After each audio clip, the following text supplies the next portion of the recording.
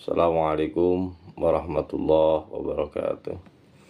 Innal hamdalillah nahmaduhu wa nasta'inuhu wa nastaghfiruh wa na'udzu billahi min shururi anfusina wa min sayyiati a'malina. May yahdihillahu fala mudilla lahu wa may yudlil fala hadiyalah. Asyhadu an la ilaha illallah wahdahu la syarika lah wa asyhadu anna sayyidana wa nabiyyana Muhammadan abduhu wa rasuluhu la nabiyya ba'da. Allahumma sholli ala nuril anwar wa siril asrar wa tiryakil agyar wa miftahi babin asar Sayyidina wa maulana Muhammadinil muhtar wa alihi athar wa ashabihil ahyar adada ni'amillahi wa ibda'alih amma ba'd. Teman-teman semua yang dirahmati oleh Allah subhanahu wa ta'ala, alhamdulillah kita dipertemukan kembali oleh Allah untuk memperjalankan ruhaniyah kita dengan menggunakan ilmu. Dan teman-teman semua alhamdulillah diberikan keistiqomahan oleh Allah ya.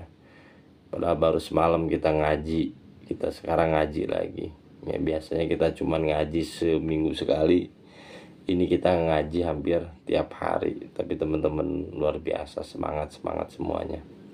Mudah-mudahan ya, semangat kita, keistiqomahan kita bukan hanya saja ketika kita dalam kondisi kurang menyenangkan atau fakoh, tapi mudah-mudahan keistiqomahan kita bisa kita jaga sampai kapan? Sampai kita menutup mata, baik dalam keadaan senang ataupun dalam keadaan susah, kita terus menerus berada dalam core ilmu. Mudah-mudahan ya Allah memberikan keistiqomahan kepada kita semua ya, amin ya Allah ya rabbal alamin.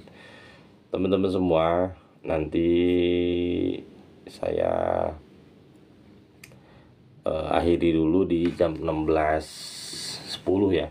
Soalnya saya mau ganti handphone ya ke iPhone. Kalau HP Android kurang nyaman ya. Saya kurang nyaman tuh ngeliatnya. Ya, iPhone-nya lagi di cas dulu ya. Jadi nanti mudah-mudahan bisa secepatnya kita punya studio yang proper ya. Ya mudah-mudahan. Teman-teman semua, kemarin kita telah membahas tentang al-khauf wa raja, dua sayap yang kita kepakan untuk apa? Untuk kita terus menerus berjalan menuju Allah subhanahu wa ta'ala. Nah, khauf dan raja ini merupakan, saya tulis dulu teman-teman ya, pembangkit.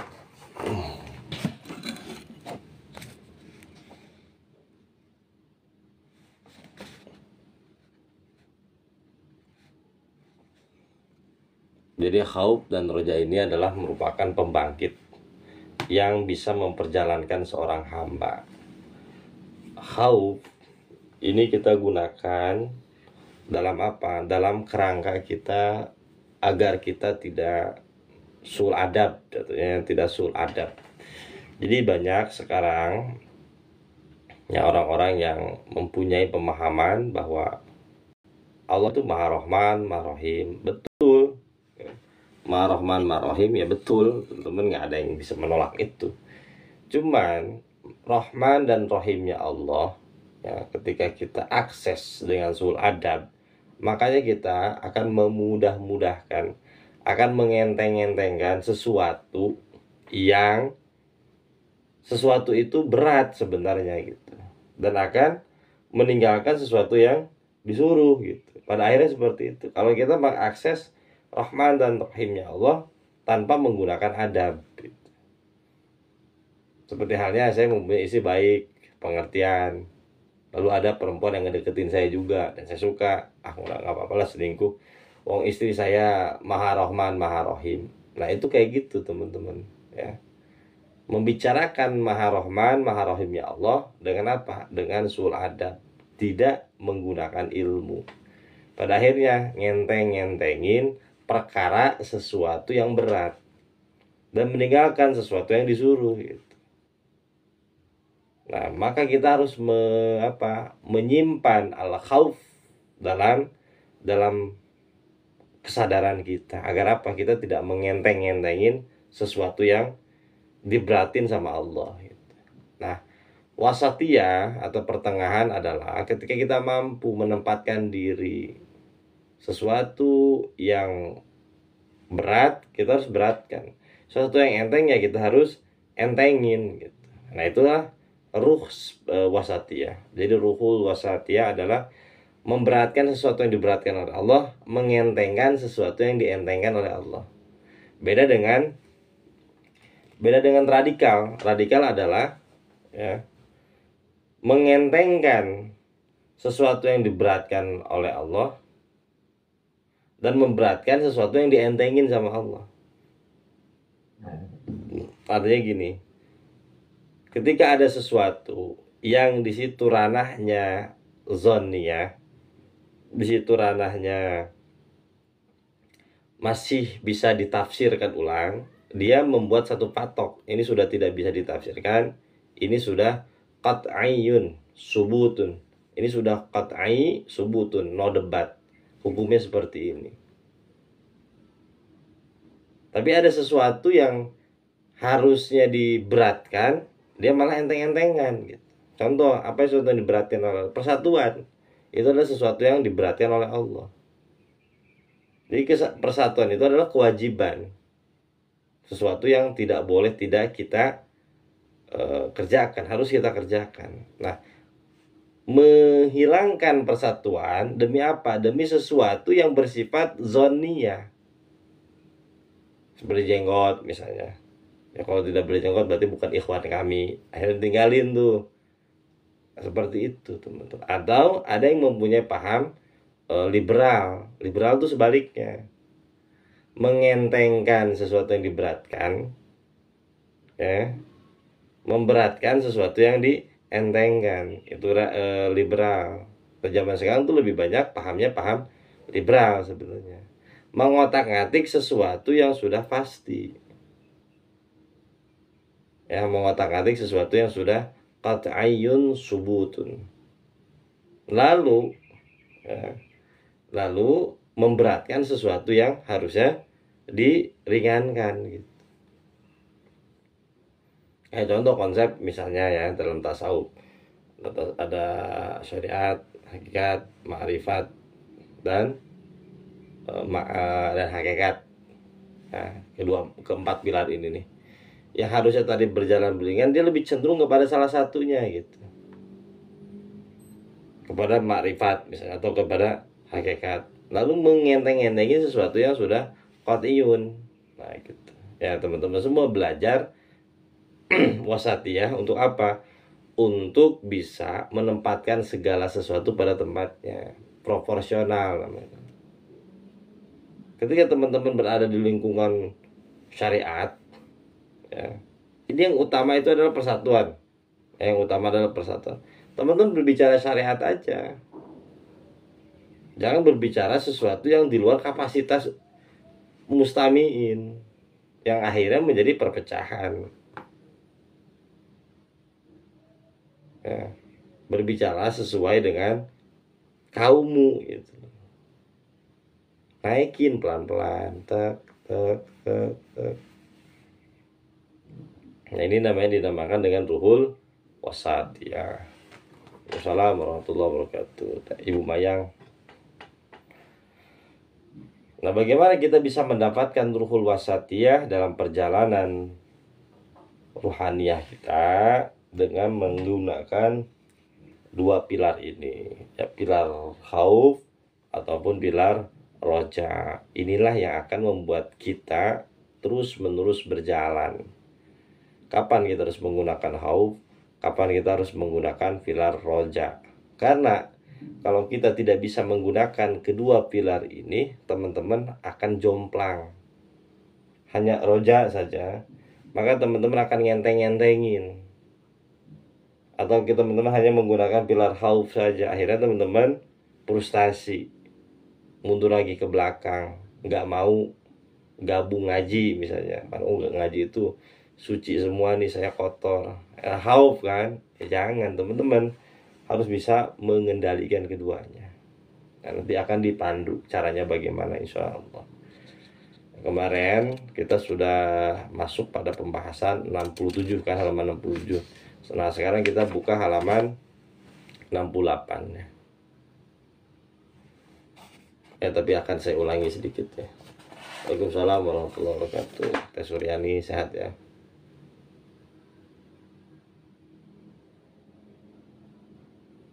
Oh ya. Wa amal khaufu, halaman 67 teman-teman. Wa amal khaufu, maka adapun khauf. Apa itu khauf? Khauf itu adalah yang tadi kita bahas ya. Tadi sehat ya. Alhamdulillah. Maka adapun khauf itu ketakutan kita kepada Allah sehingga kita tidak berbuat semenang-menang. Kita tahu batasan kita sebagai seorang hamba.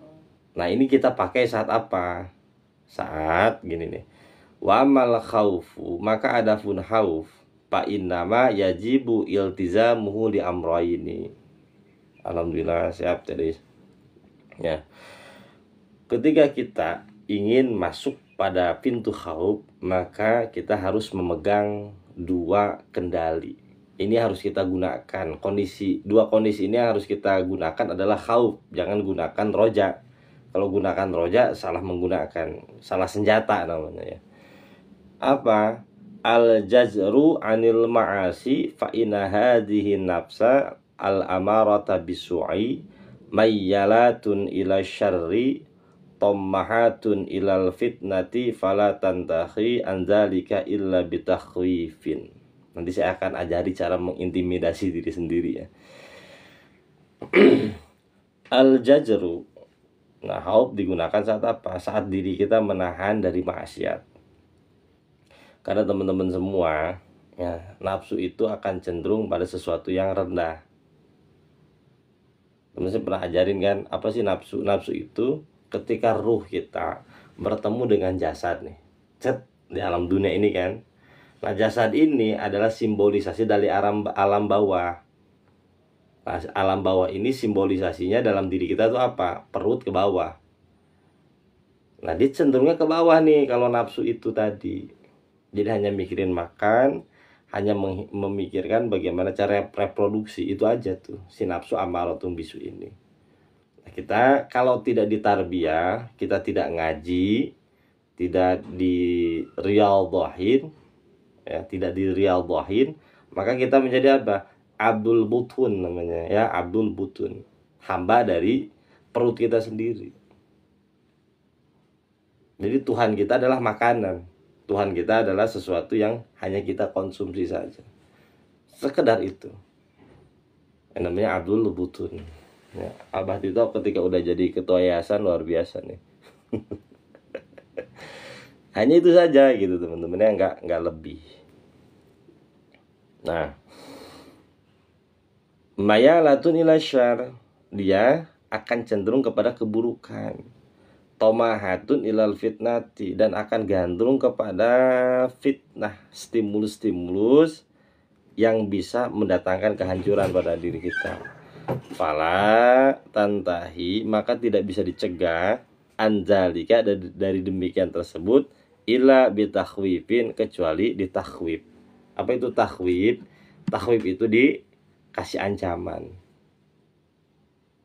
Dikasih ancaman. Bagaimana cara mengancam diri kita?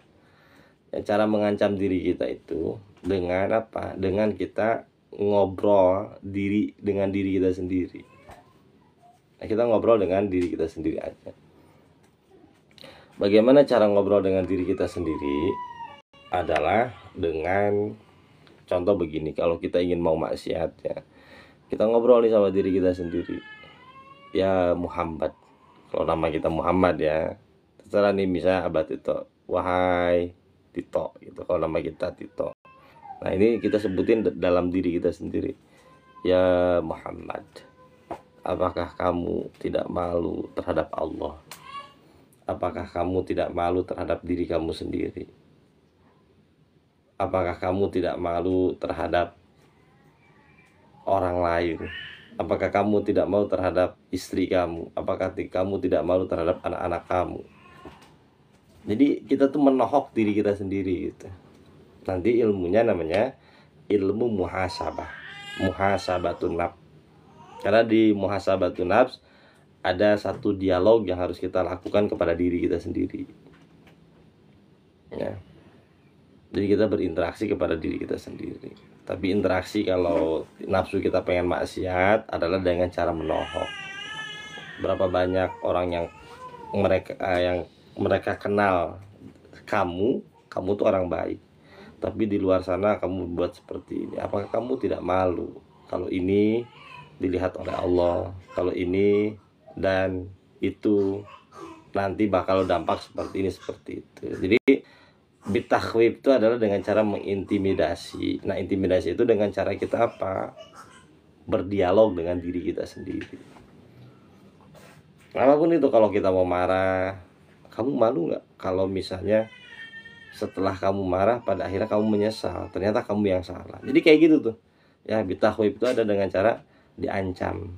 Nah, diancam kepada diri kita sendiri. Jadi namanya takhwif. Nah, takhwif itu adalah intimidasi kepada diri kita sendiri.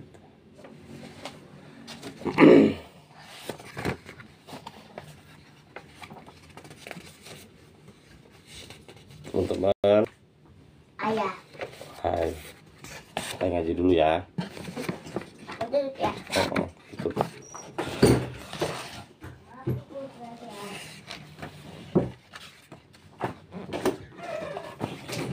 Nah, itu dengan jadi makom haub kita gunakan saat kita ingin melakukan maksiat. Ya. Nah, itu jangan pakai roja. Oh, pakai roja gini loh. Ya nggak apa-apa kamu maksiat. Allah Maha Pengampun kok. Allah Maha penerima tobat. Ya nggak apa-apa kamu maksiat. Cincai sama Allah. Akhirnya kita maksiat. Gitu loh. Nah, ini salah apa? Salah senjata gitu loh. Maka gunakan makom khauf. Baru menemukan istilah. Ya, intimidasi diri kita teh. Ya, intimidasi diri kita biar dia malu. Namanya intimidasi diri itu kita tuh kayak menohok diri kita sendiri. Karena nafsu itu kalau nggak ditohok, dia selama-lamanya begitu. Jadi nafsu itu kayak tikus, teman-teman. Tikus itu ya, ketika dia belum nyemplung got, oh dia aktif kesana kemari, kan? Ke sana kemari itu tikus tuh. Tapi ketika sudah nyemplung got, dia diem pelan-pelan kan. Nah, itu nafsu namanya. Nah, kita cemplungin nafsu kita untuk apa? Untuk diintimidasi. Akhirnya dia malu sendiri. Itu nafsu tuh begitu. Kenapa pentingnya ngaji? Ngaji itu untuk apa? Untuk nyemplungin nafsu kita agar dia malu sendiri. Oh, gua ke haji. Biasanya kan teman-teman suka suka nge-WA ke saya, Ustaz, terima kasih ya saya sudah ditonjokin. Nah, itu yang saya maksud intimidasi diri itu ditonjokin. Nah, teman-teman yang tahu diri sendiri kan teman-teman sendiri nih ya, tonjokin gitu ya, tonjokin. Nanti di ilmunya ada di muhasabah. Jadi muhasabah tuh gini ya, kayak kita sering salah menafsirkan atau memahami tentang muhasabah. Muhasabah itu kita berpikir kita menghitung-hitung masa lalu kita kan. Menghitung-hitung muhasabah itu kan dari hasiba. Menghitung-hitung gitu. Ternyata bukan itu. Jadi muhasabah itu adalah kita mempunyai satu tagline yang kita persembahkan untuk Allah. Kita mempunyai satu kejujuran diri kepada Allah, bahwa saya ini ya Allah sebenarnya itu seperti ini. Orang lain menilai saya sebagai ini, sebagai itu, begini dan begitu. Tapi kita mempunyai keputusan final tentang diri kita tuh sebenarnya seperti ini gitu. Nah, itu muhasabah. Makanya nabi-nabi itu kan ketika bertobat kepada Allah, ya contoh Nabi Adam atau Nabi Yunus ya, menggunakan ilmu muhasabah ini. La ilaha illa anta subhanaka inni kuntu minaz zalimin. Jadi keputusan finalnya saya itu adalah orang zalim ya Allah. Orang yang lalai ya Allah. Jadi ketika kita belajar tasawuf, ya bukan kita menyatu dengan Tuhan, tapi kita tahu batasan diri kita. Kita ini seorang hamba. Abdun abdun, rabbun rabbun.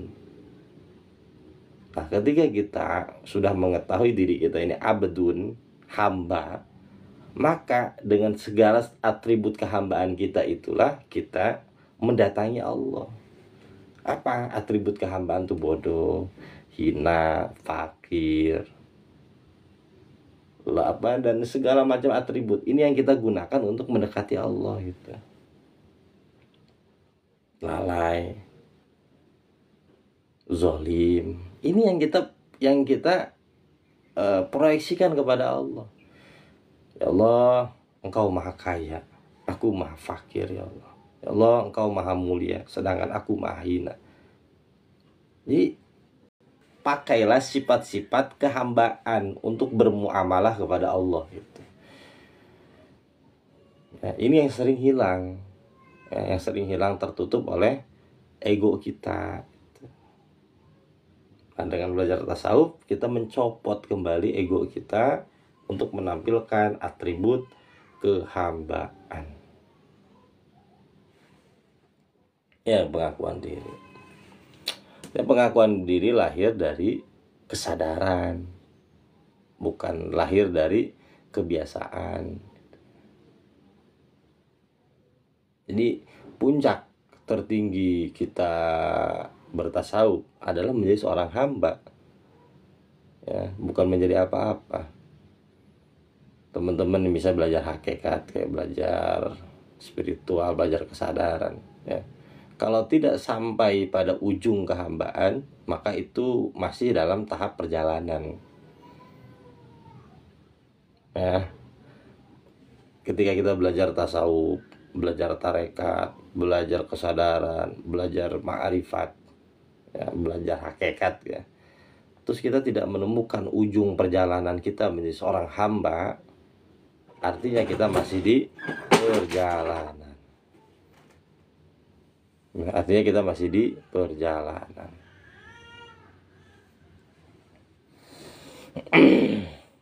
Nah, gunakanlah kacamata khauf saat kita ingin melakukan maksiat. Gunakan kacamata ini.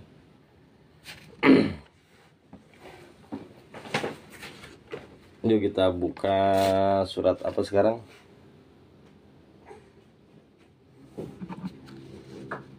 Surat An-Naji'at, ya, surat An-Naji'at ayat 37 dan 41. A'udzu billahi minasyaitonir rajim. Bismillahirrahmanirrahim. Fa amma man tagha wa athara al-hayata ad-dunya fa innal jahima hiyal ma'wa wa amma man khafa maqama rabbih wa nahan nafsa 'anil hawa fa innal jannata hiyal ma'wa. Fa amma man tagha, maka adapun orang-orang yang tagha, melampaui batas, wa asaral hayatad dunya, mereka lebih mengutamakan kehidupan dunia.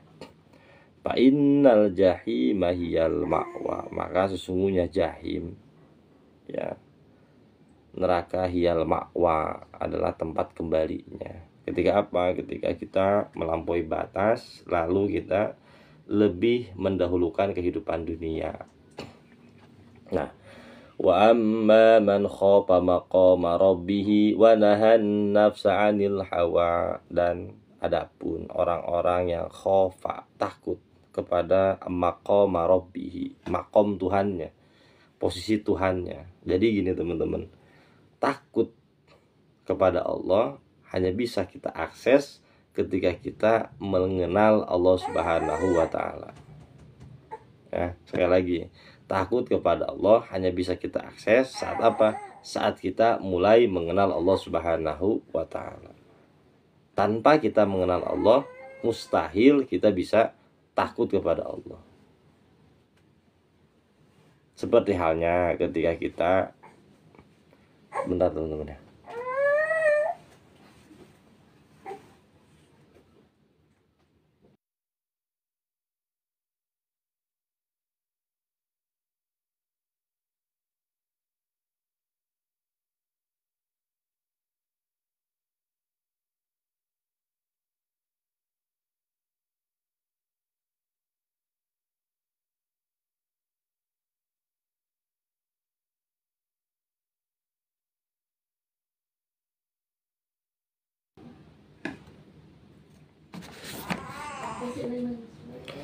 Wa amma man khafa maqama rabbih, dan adapun orang-orang yang takut kepada makom Tuhannya. Artinya, teman-teman semua, ketakutan kita kepada Allah hanya bisa kita akses saat apa? Saat kita mengenal Allah Subhanahu wa ta'ala. Seperti halnya ya, ketika kita masuk ke mall, kita akan berbuat sekehendak kita, nyuri makanan, ya, masukin makanan dan lain sebagainya. Ketika apa? Ketika kita tidak tahu ada CCTV. Tapi ketika kita tahu ada CCTV, maka kita akan menjaga diri kita kan untuk tidak berbuat hal-hal yang seperti itu gitu. Jadi intinya seperti ketakutan kepada Allah hanya bisa kita akses saat kita mulai mengenal Allah Subhanahu wa ta'ala. Bahwa hidup ini tidak serebel yang kita bayangkan gitu. Ada aturan, ya, ada peraturan yang harus kita taati. Karena hidup itu ada yang ngatur, seperti itulah intinya ya. Nah, ketika kita takut kepada Allah, wa nahan nafsa 'anil hawa, maka orang tersebut akan menjaga nafsnya dari desire-nya, dari keinginan-keinginannya. Ya. Jadi ketika kita takut kepada Allah, apa yang bisa kita lihat dalam keseharian kita? Wa nahan nafsa 'anil hawa. Maka dia akan menahan nafsunya untuk tidak mengikuti desire-nya, keinginan-keinginan rendahan itu tadi tuh. Jadi seperti kita merasa selalu diawasi, namanya muraqabah. Ya jadi gini, ketika kita takut kepada Allah, maka akan melahirkan namanya maqamul muraqabah. Makom selalu merasa diintai oleh Allah. Gerak-geriknya selalu merasa diawasi oleh Allah. Maka kita masuk kepada rukun ihsan sebenarnya. Anta budallah ka'annaka tarah. Engkau beribadah kepada Allah seolah-olah engkau melihat Allah. Fa illam yakun yarah, maka kalau kamu tidak mampu melihat Allah, fa innahu yaraka, maka sesungguhnya ia yaraka, melihat engkau. Nah, kita masuk pada muraqabah ini tadi, merasa diintai, diawasi oleh Allah Subhanahu wa ta'ala. Fa innal jannata hiyal ma'wa, maka sesungguhnya jannah hiyal ma'wa, adalah tempat kembali bagi orang-orang seperti ini. Jadi ya, khauf ini gunakanlah ketika kita mau bermaksiat. Mau ngomongin orang nih, gunakan khauf. Jangan gunakan roja. Kalau gunakan roja bablas kita ya. Kalau menggunakan roja bablas. Allah maha tahu ini, maha pengampun, Allah maha segalanya. Iya, ya iya benar seperti itu. Siapa yang mau ngedebat yang ada. Tapi Anda salah menempatkan gitu loh. Nah ini nih kedua nih. Ya ini kita banget lah ya, atau saya banget ya. Yang kedua, gunakanlah maqam khauf saat apa nih? Syu'urul amni ma'a israri zambi. Syu'urul amni itu gini, merasa aman disertai terus menerus berbuat dosa. Gunakanlah maqam khauf, teman-teman semua ya. Ketika kita berbuat kesalahan maksiat, itu langsung Allah punishment. Rezeki kita seret, hati kita gundah gulana, nggak enak hati. Sebenarnya itu adalah himayatullah, penjagaan dari Allah untuk kita loh. Jadi ketika kita berbuat maksiat, terus kita dipunishment sama Allah, minimal punishmentnya itu berupa perasaan tidak enak dalam diri kita. Kok gini amat ya, kok ini ada apa ya gitu ya. Nah itu yang dinamakan dengan apa? Yang dinamakan dengan himayatullah, pelindungan dari Allah. Ada manusia-manusia yang berbuat maksiat, berbuat ini dan itu, berbuat lacur lah, ibaratnya melacurkan dirinya, tapi didiemin sama Allah. Bahkan dia bangga dengan perbuatan maksiatnya. Dan hidupnya running well gitu, hidupnya running well. Rezekinya banyak.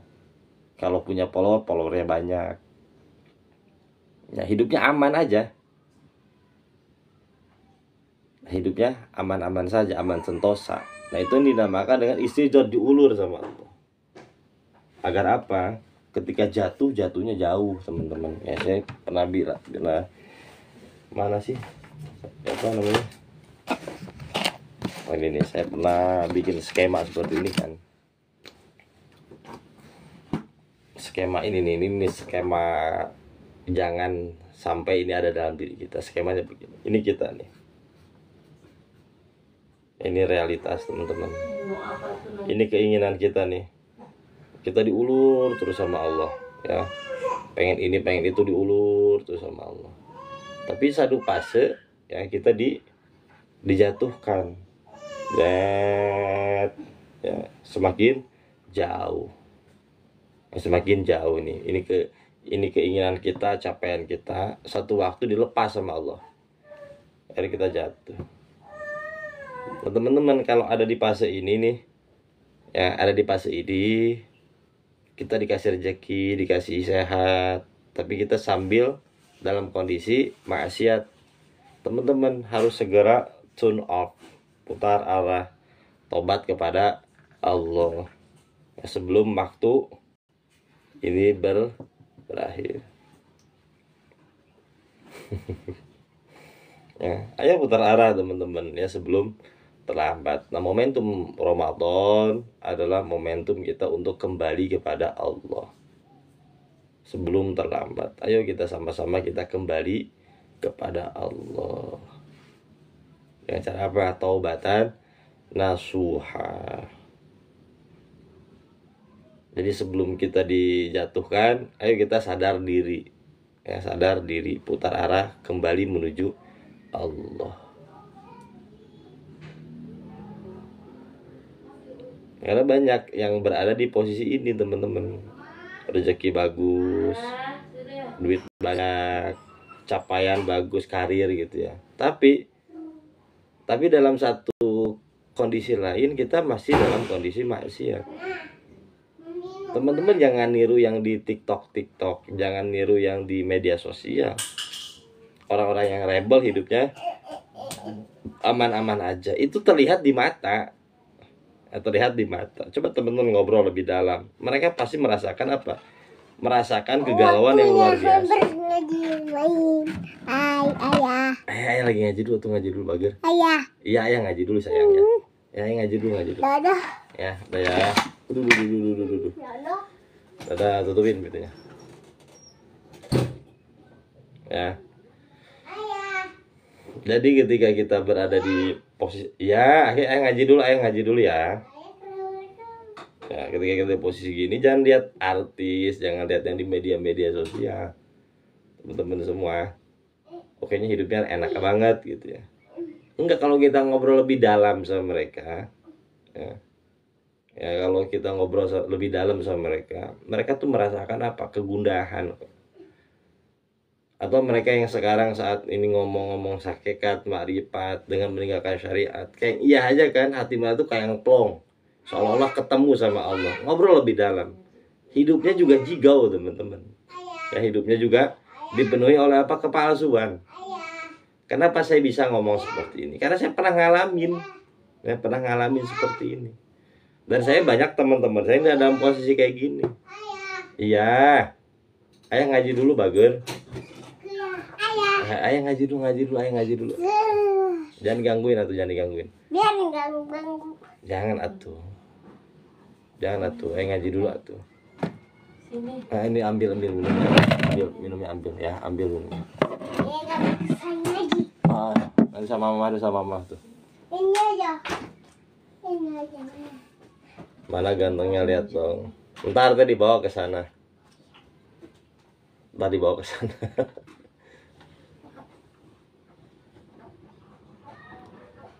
Ya, teman-teman tuh.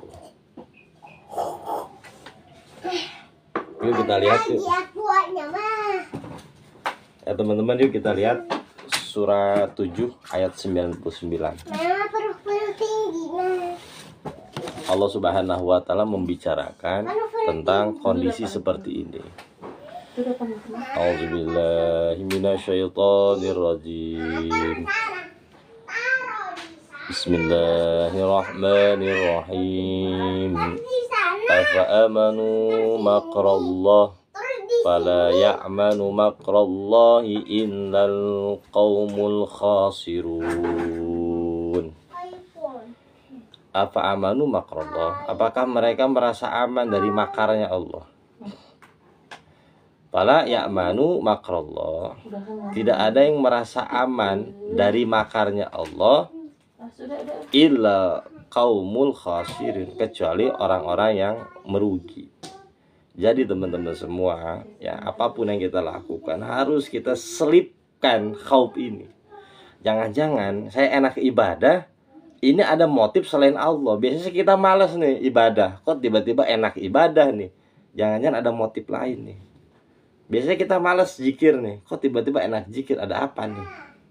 Biasanya kita malas sedekah, kok tiba-tiba enak sedekah, ada apa nih?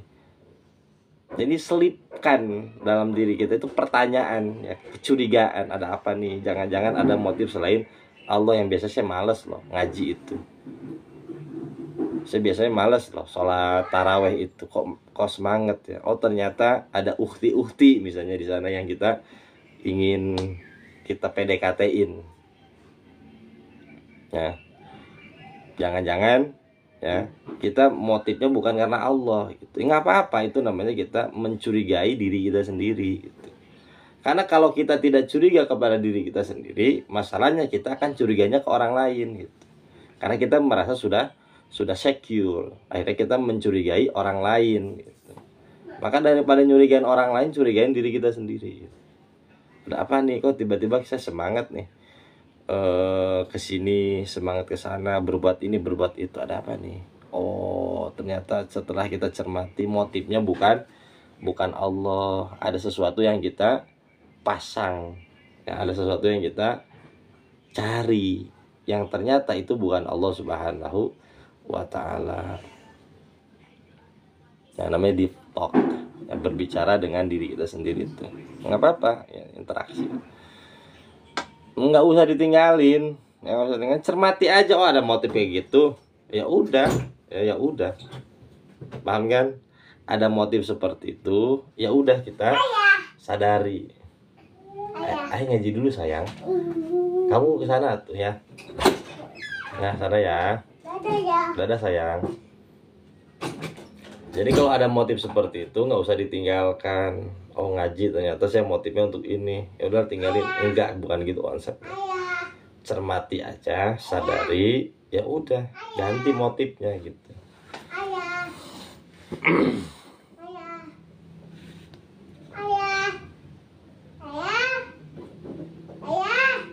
Iya sayang, iya.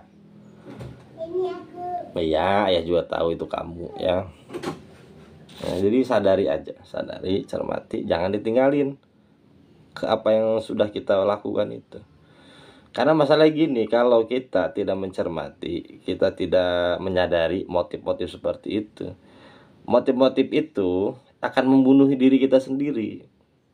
Contoh begini, kita ngaji, motifnya tuh ingin dipuji sama orang lain misalnya ya, nggak dapat pujian nih. Akhirnya yang terjadi apa? Kita show up, menonjolkan diri kita kan. Nah begitu sudah menonjolkan diri kita juga tidak ada yang merespon. Akhirnya apa? Ya udah kita cabut akhirnya gitu. Jadi motif yang buruk sebenarnya itu akan membunuh diri kita sendiri. Contoh misalnya ngajar, nih saya ngajar karena duit teman-teman ya, karena rupiah. Nah teman-teman gak peka-peka misalnya, udahlah cabut misalnya. Akhirnya kan ngebunuh saya sendiri. Jadi motif buruk itu pada akhirnya akan membunuh diri kita sendiri, bukan untuk orang lain. Jadi yang rugi, yang nyesel kita loh. Atau teman-teman nikah dengan pasangan, ada motif selain Allah, ada motif selain cinta nih, itu akan ngebunuh diri kita sendiri di tengah perjalanan kita. Jadi kan di sini jelas, afa amanu makrallah, apakah mereka aman dengan makar yang Allah simpan dalam dirinya sendiri. Yang sebenarnya makar itu ya adalah hasil dari motif buruk kita gitu loh. Jadi bukan Allah yang naruh makar itu, bukan. Adalah kita yang menyimpan ranjau berupa motif yang kurang baik, yang suatu waktu itu akan membunuh diri kita, kayak bumerang. Ternyata nimpanya kita juga gitu. Maka yang paling penting ya untuk ini menyadari motif. Ayah punya Es apa? es aku. Iya tuh ambil minum. Nanti aku minum esnya. Mama punya es. Ya motif tuh niat.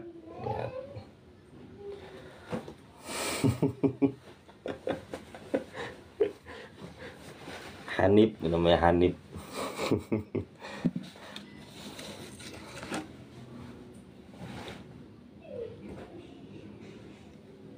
Nah kita lihat yuk hadis dari Rasulullah Shallallahu Alaihi Wasallam.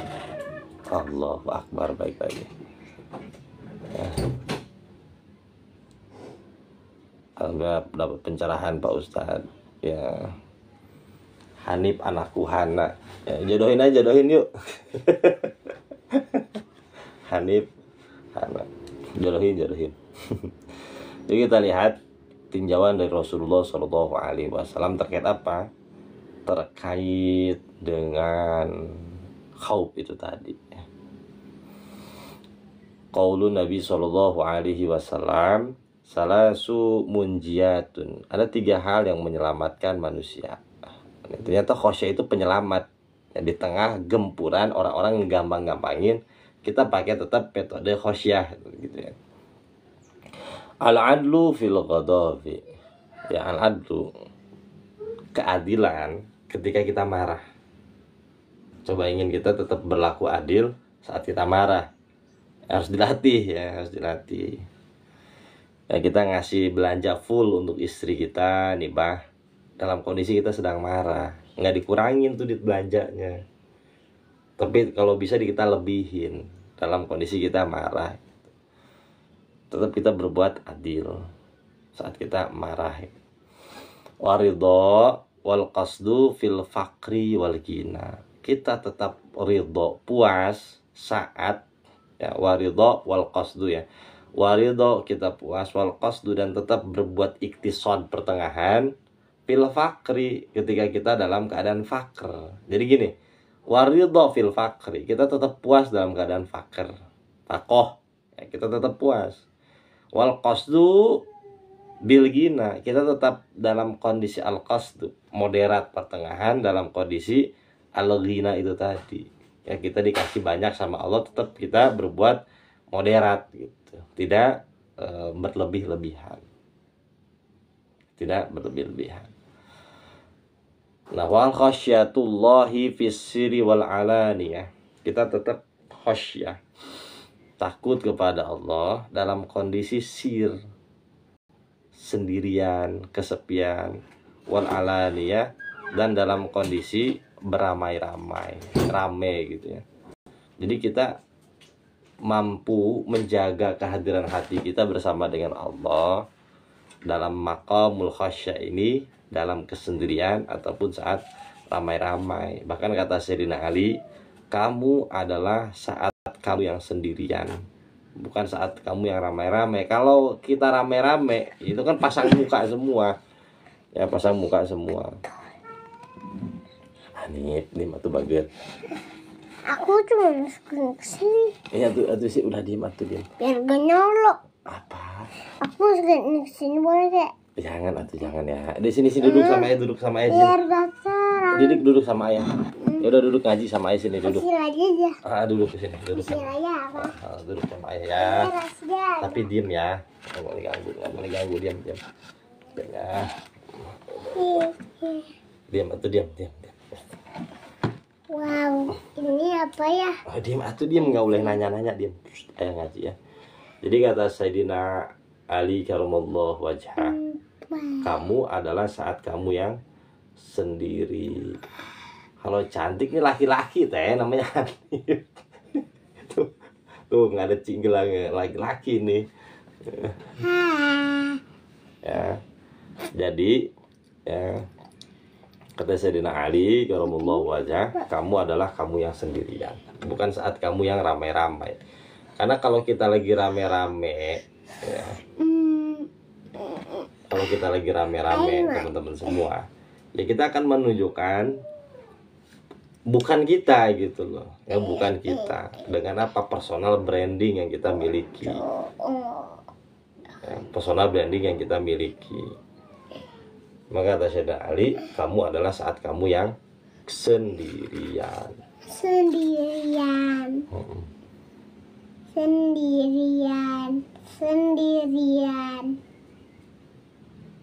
Nah, teman-teman semuanya ya, apa sih yang dimaksud dengan istijrad yang tadi kita bahas? Nah, kalau Rasulullah Shallallahu Alaihi Wasallam, "Iza ra'aitallaha yu'til abda minad dunya ala ma'asihi ma yuhibbu fa innama huwa istizraj." Rawahu Imam Ahmad. Iza, apabila kalian melihat semua Allah Subhanahu wa taala yu'ti, memberikan kepada seorang hamba minad dunya, dari dunia, ala ma'asihi, padahal dia melakukan maksiat, fa innama, maka sesungguhnya huwa istijrad, itu adalah istijrad. Jadi istijrad itu apa sih?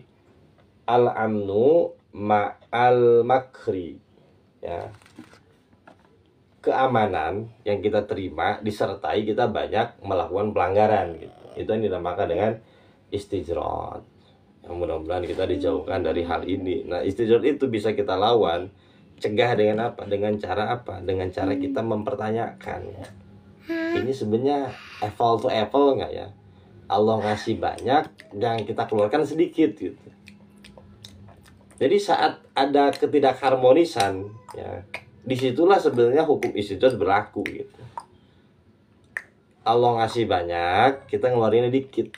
Ibadah kita sedikit, sedekah kita sedikit, berbuat baik kita sedikit gitu ya. Itu yang dinamakan dengan hukum istijrad. Nah, hukum istijrad bisa kita keluarkan dengan apa? Dengan melakukan al-adlu gitu namanya. Allah ngasih banyak, kita keluarinnya banyak. Allah ngasih dikit, kita ya keluarin dikit, ya memang ada yang kita keluarkan gitu. Artinya apple to apple, ya balance. Apa kabar? Dari apa yang Allah kasih dengan apa yang kita dapatkan. Udah, tuh jagain si kentrannya ya.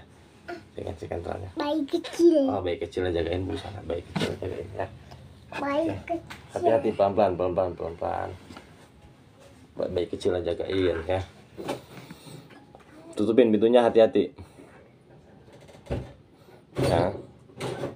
Jadi Eiffel to Eiffel. Tinggal kita lihat Eiffel nggak nih.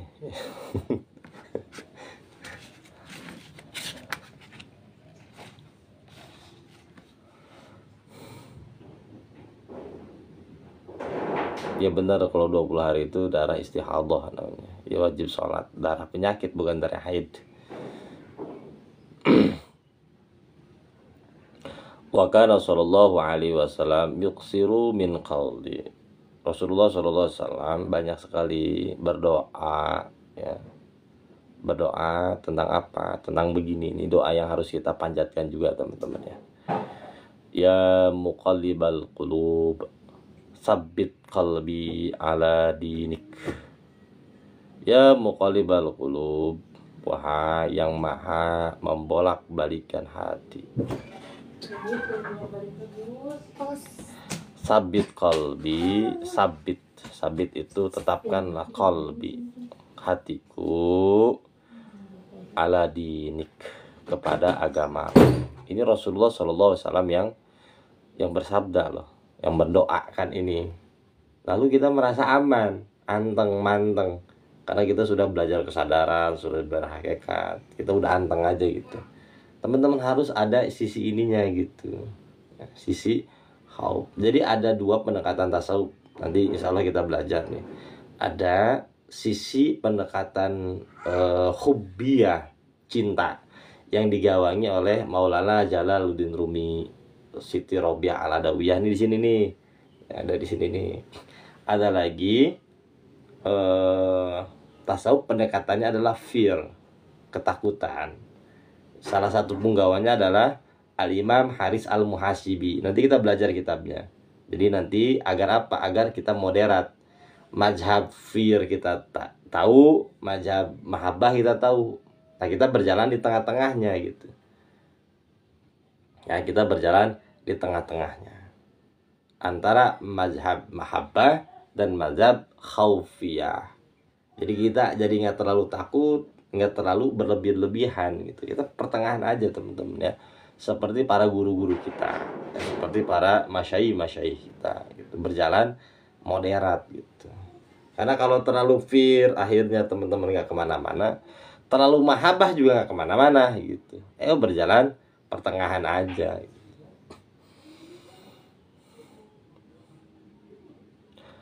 Wa takhafu ya Rasulullah, apakah yang engkau takutkan wahai Rasulullah? Para sahabat bertanya. Sekelas Rasulullah saja masih ada khasyah ini. Apa yang engkau takutkan wahai Rasulullah? Qala wa ma yu'minuni wa qalbu baina asbu'aini min asabi'ir rahmani yuqallibuhu kaifa yasha.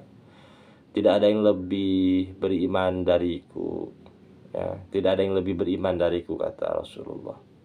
Wa qalbu baina asbu'aini min asabi'ir rahman. Qalbu, hati, ini berada di antara dua jemari Sang Maha Rahman. Ini adalah kiasan. Artinya qalbu kita itu yang menentukan Allah. Ya. Yuqallibuhu kaifa yasha. Allah Maha membolak-balikan hati, ya terserah Allah. Yang tadinya kafir, yang tadinya begini begitu, akhirnya Allah balikin. Berbuat baik aja. Ada yang tadinya berbuat baik terus Allah balikin. Ya, akhirnya berbuat jahat. Yang tadinya soleh banget tiba-tiba enggak. Yang tadinya solehot ya solehot gitu, sekarang solehah gitu. Itu gimana Allah teman-teman, hak prerogatifnya Allah Subhanahu wa ta'ala. Memang bukan ada pada ranah kemampuan kita gitu loh. Itu ya, itu dinamakan dengan bahwa manusia itu tidak ada yang berada dalam batas ambang aman. Maka kalau saya ketemu guru-guru saya yang sepuh ya, beliau selalu bilang begini ya, Muhammad doain abah ya, biar abah husnul khotimah. Itu saya ngedengar kayak gitu kayak nangis teman-teman, gak kuat saya. Beliau yang ahli ibadah ya, zikirnya banyak, ilmunya banyak, solehnya luar biasa, menjaga pandangan, menjaga hati. Ya, minta doain ke saya, Muhammad, doain abah ya, biar abah husnul khotimah. Itu kayak apa ya? Kayak matahari itu jatuh ke kepala saya. Ya, kayak jatuh ke kepala saya. Astagfirullah. Allah, beliau yang benar-benar udah soleh, istiqomah, minta ya, doain abah biar apa husnul khotimah. Allahu Akbar. Itu saya dengernya nangis teman-teman ya. Saya nangis asli di situ depan guru saya tuh nangis. Ya. Terus kita siapa teman-teman? Ya, konsopo ya, laga-lagaan. Sudah menyatu dengan Nur Muhammad, sudah menyatu dengan Allah. Konsopo ya. Saya udah nggak percaya surga neraka. Konsopo ya, konsopo. Guru-guru kita yang udah jelas-jelas ibadahnya luar biasa ya, hafal Quran. Ada guru saya tuh hafal Quran udah ringkih gitu ya. Sekarang udah wafat beliau. Itu yang saya kaget tuh, beliau ngomong gitu, Muhammad doain abah biar abah husnul khotimah. Bus, kata saya teh, apalagi saya gitu kan. Wah, itu nangis saya sejadi-jadinya teman-teman ya.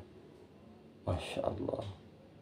Jadi yang ditakutkan oleh orang-orang yang sudah mencapai derajat al-alim, al-alamah, al-arif billah cuma satu, takut wafatnya tidak husnul khatimah. Itu yang mereka takutkan. Karena mereka sadar hati mereka digenggam oleh Allah. Ya, hati mereka digenggam oleh Allah. Maka doa ya muqallibal qulub sabit qalbi ala dinik itu baca teman-teman ya di sholat kita. Setelah kita sholat baca itu. Ya muqallibal qulub sabit qalbi ala dinik wa ta'atik. Baca itu. Jangan sampai enggak dibaca, tambahin. Ya, setelah kita beres tuh baca sholawat segala macam. Innaka hamidum majid. Baca tambahin. Ya muqallibal qulub sabit qalbi ala dinik wa ta'atik. Tambahin itu. Ya, agar kita terus-menerus berada dalam ambang khauf nih, teman-teman ya. Agar kita terus-menerus berada dalam ambang khauf ini. Kalau enggak, lost doll teman-teman ya. Merasa sudah nyampe makom apa gitu. Bahaya, itu rasa-rasa doang. Teman-teman rasa ini, itu rasa. Ngaji hikam agar teman-teman apa? Membebaskan dari rasa-rasa halusinasi itu. Boleh.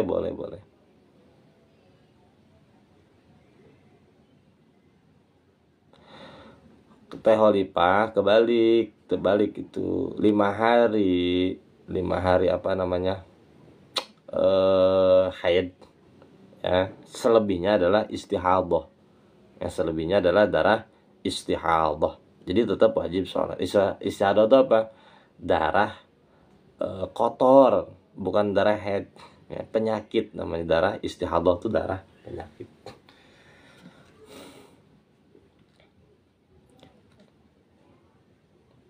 Ya teman-teman, kalau tidak berada dalam ambang batas merasa bahaya di hadapan Allah, itu bahaya pokoknya ya.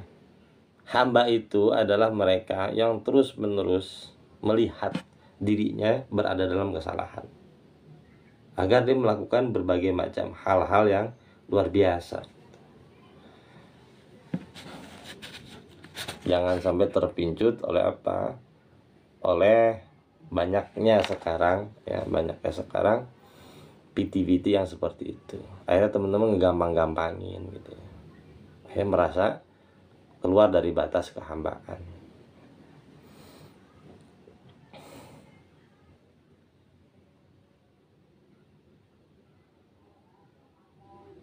Nah teman-teman semua ya, untuk mendapatkan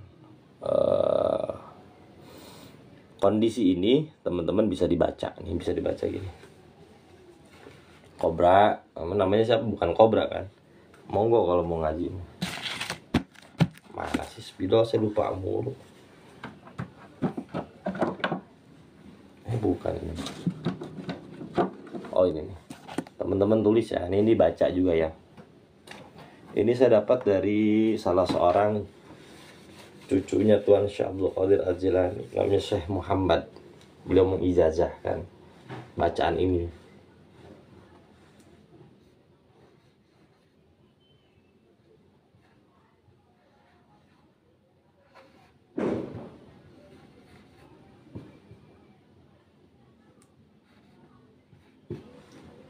Allahu syahidun. Kelihatan nggak?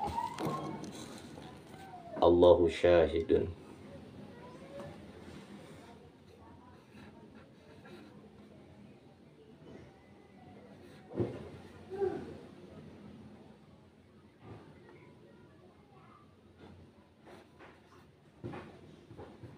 Allahu nazirun. Allahu syahidun. Allahu nazirun.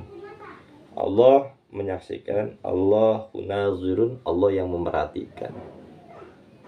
Nanti insya Allah saya share di grup, ada panjangannya, panjang sebenarnya ini. Jadi ini bisa dibaca, Allahu syahidun, Allahu nazirun, Allahu syahidun, Allahu nazirun, Allahu ma'i, nanti ada lagi Allahu ma'i, Allahu raqibun alayya. Panjang ini, nanti saya, ini cuma 2 keruk dulu ya. Nanti kalau mau nanti saya share di grup. Ini manfaatnya apa Pak Ustadz? Manfaatnya luar biasa ya teman-teman. Nanti seperti berada dalam ruangan yang dipenuhi dengan CCTV ya, ruangan yang dipenuhi dengan CCTV. Jadi gerak langkah kita selalu merasa diawasi oleh Allah. Dari sinilah takwa muncul gitu ya. Dari sinilah ketakwaan muncul. Karena kan ini ada seorang sahabat Rasulullah ya, Ibnu Umar, bertanya kepada seorang sahabat, bertanya kepada Ibnu Abbas kalau nggak salah ya. Ibnu Abbas apa siapa tuh saya lupa lagi. Nah, Sayyidina Umar ya, bukan Ibnu Umar. Sayyidina Umar bertanya kepada salah seorang sahabat utama juga kalau nggak salah ya, Ibnu Abbas nanya nih, ya Ibnu Abbas, apa yang dimaksud dengan takwa? Kata Ibnu Abbas, ngomongnya gampang. Wahai Umar, kamu pernah nggak berjalan di satu jalan yang di kanan kiri kamu itu ada jurang, di tengah-tengahnya ada banyak duri. Pernah nggak kamu jalan di tempat seperti itu? Pernah, kata Sayyidina Umar. Nah, itulah takwa. Itulah takwa. Jadi takwa adalah al-wiqayah, kehati-hatian. Ya, kehati-hatian. Nah, kehati-hatian bisa tumbuh dalam diri kita ketika apa? Ketika kita selalu merasa diawasi oleh Allah. Jadi apa yang kita lihat, yang kita dengar, yang kita rasa, yang kita pikirkan, semuanya merasa diawasi oleh Allah.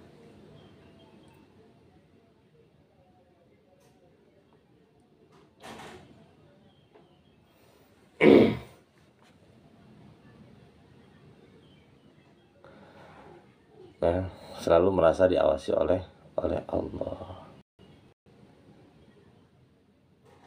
Ya, selalu merasa diintai oleh Allah Subhanahu wa ta'ala. Jadi akhirnya kita merasa terekam, merasa diawasi.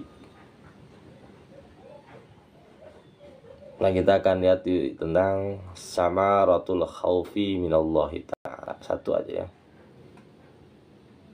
Ya, satu aja nih, nanti untuk lanjutannya kita akan lanjutin kalau nggak subuh sore lagi ya. Kayaknya sih lebih nyaman subuh ngajinya ya, cuman kemarin tuh capek banget saya. Amin amin Allah. Tamarul khaufi minallahi ta'ala, buah dari khauf kepada Allah. Yang pertama adalah maghfiratuz dzunub. Maghfiratuz dzunub, diampuni dosanya. Iza sya'ara jildul abadi min khasyatillahi tahattat anhu dzunubuhu kama yatahattu anis syajaratil yabisati waraquhu. Ya insyaallah subuh aja kita ngaji. Nanti insyaallah kita lanjutin. Izak sya'ara, apabila seorang hamba ya, merinding ya. Jildul, apabila seorang hamba merasakan merinding. Yang merinding itu satu kondisi yang dipenuhi oleh ketakutan gitu.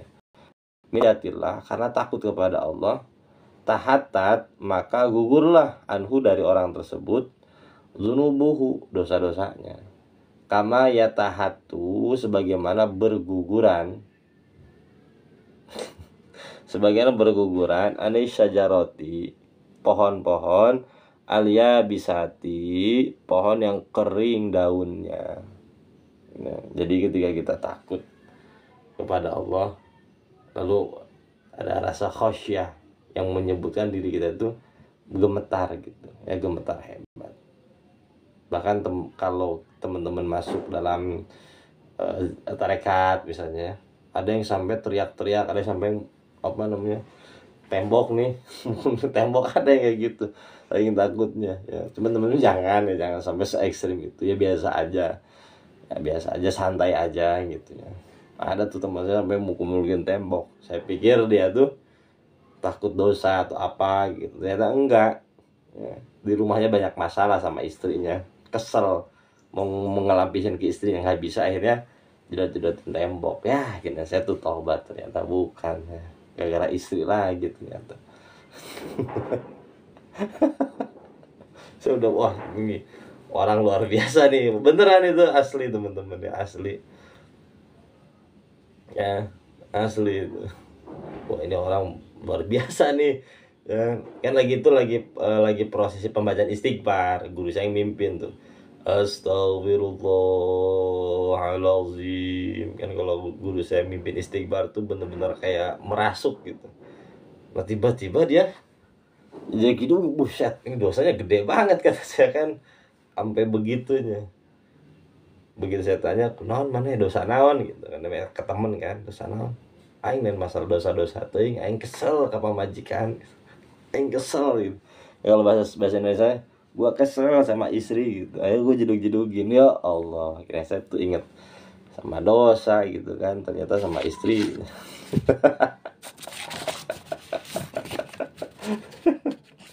Ya sudah berhusnudzon, teman-teman saya lain tuh sudah berhusnudzon. Gila nih, tobat beneran nih, tobat nasuha nih orang ya. Ternyata kesel sama istrinya teman-teman. Dia mau marah nggak bisa gitu kan, akhirnya udah ngelampiasinnya lewat cara seperti itu gitu. Ya teman-teman semuanya, saya mau mau ini dulu, mau buka bersama di Masjid Agung At-Thahiriyah, dan mau ngisi apa namanya, kultum di At-Thahiriyah. Jadi makanya saya ngajinya tapi tadi dipercepat. Insya Allah nanti akan kita lanjutin besok subuhnya. Jadi selama Ramadan insya Allah kita ngadain kuliah subuh aja.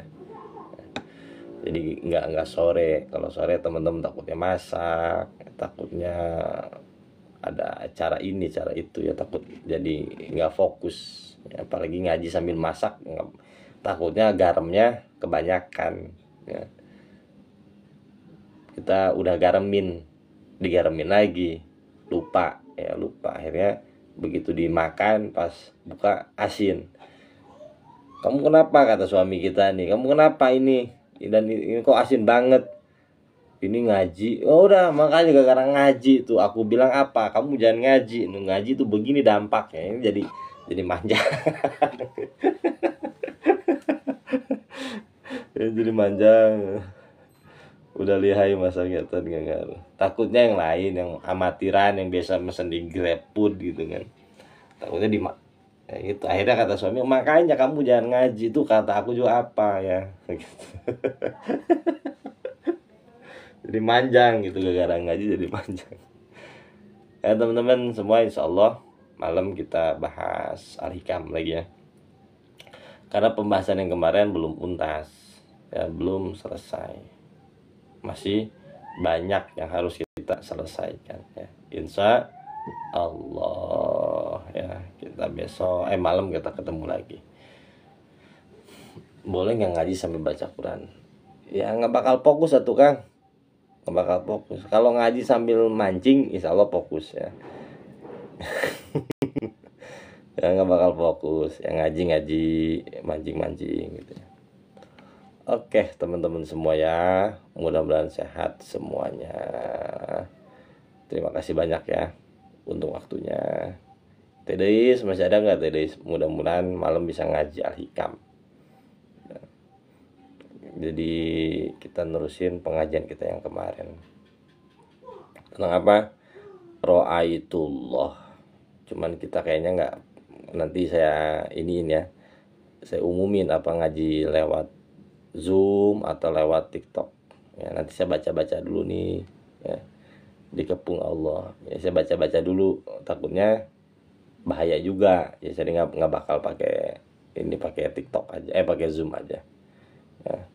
Oke teman-teman semua ya, itu saja yang bisa saya sampaikan. Wallahul muwaffiq ila aqwamit thoriq. Wassalamualaikum warahmatullahi wabarakatuh. Terima kasih banyak ya teman-teman semuanya. Sehat-sehat. Oke.